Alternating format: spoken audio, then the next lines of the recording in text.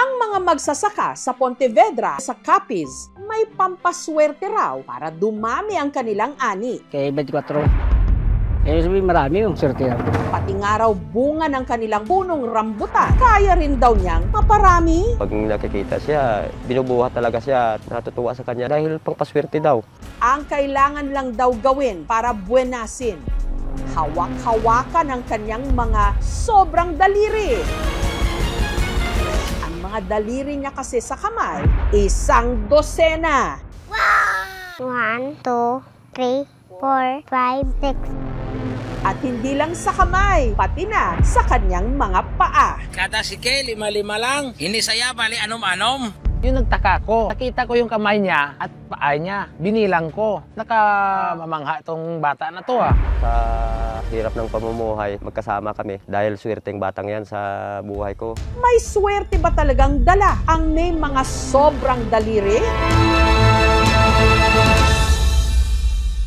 Ari mga ka-farmers, may ari ka mo sinain, ha, Ang batang may tig-anim na daliri sa kamay at paa, ang 6 na taong gulang na si Kim J, o kung tawagin ng mga kapitbahay niya rito, 24! 24! suma total kasi 2 dosena o 24 ang bilang ng kanyang mga daliri.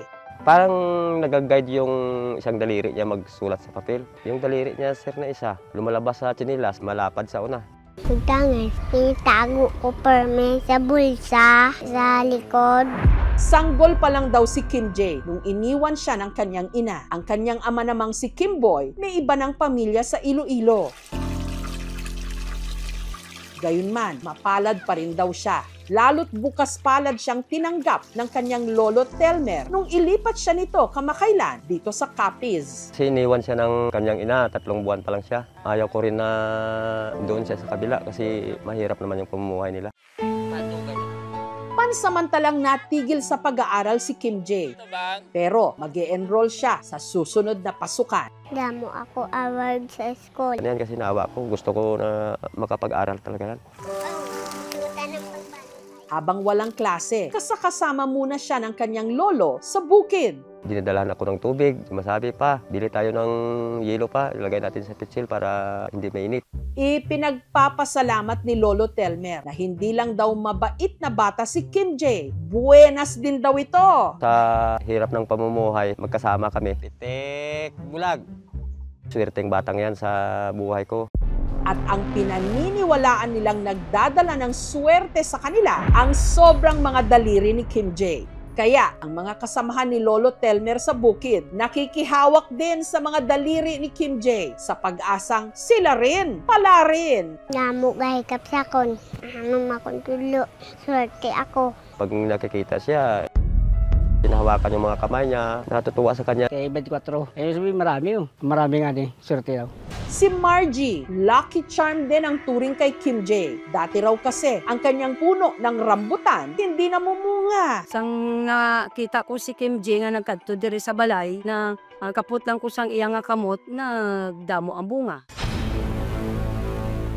Pero bakit nga ba sobra ang mga daliri sa kamay at paa ni Kim J? Ang kanyang tatay Kim Boy may suspetsa. Yung nilihi ng kanyang ina, kaya nagkaganyan siguro yung mga daliri ng bata. Si Kim J kasi ipinaglihi raw sa saging na lakatan. Parang yung bunga ng saging mga dikit-dikit, mayroong 7, 8. Pero kung siyensyang tatanungin, si Kim J may kondisyong tinatawag na polydactyly. Polydactyly could be hereditary. Pwede na isa sa family niya meron. Pwede ding genetics kasi baka may abnormality kasama ng isang syndrome. Para malaman kung may masamang epekto ba ito kay Kim J, sinamahan siya ng aming team sa isang espesyalista. Si Kim J, pina-x-ray upang matukoy ang mga ugat na posibleng naapektuhan ng sobra niyang mga daliri. Yung ika-6 digit na nakadikit dyan. So as with both fingers man, if the family would decide na maoperahan siya, okay lang naman. For now, nagagamit niya na kasi yung ibang digits niya. Kapag tinanong kita ngayon, gusto mo bang paoperahan? Ito sa ngayon?